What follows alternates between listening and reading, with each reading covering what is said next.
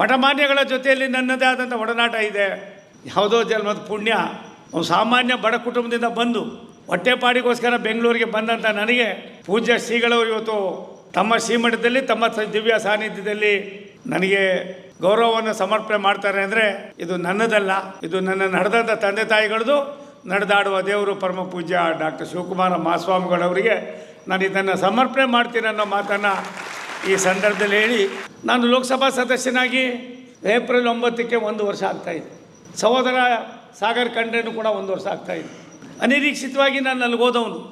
2 ಕಡೆ ಸೋತಂಥ ಸೋಮಣ್ಣನ ನನ್ನ ರಾಜಕೀಯ ಮುಗೀತು ಅಂತ ಹೇಳಿದಾಗ 10 ಬಾರಿ ನನಗೆ ದೂರವಾಣಿ ಮುಖೇನ ಗುರುಗಳವರನ್ನು ಸಂಪರ್ಕ ಬೆಳೆಸೋದಕ್ಕೆ ಕಾರಣರು ಪರಮ ಪೂಜ್ಯ ಚನ್ನಬಸವ ಪಟ್ಟದ ದೇವರು ಇಲ್ಲೇ ಇದ್ದಾರೆ.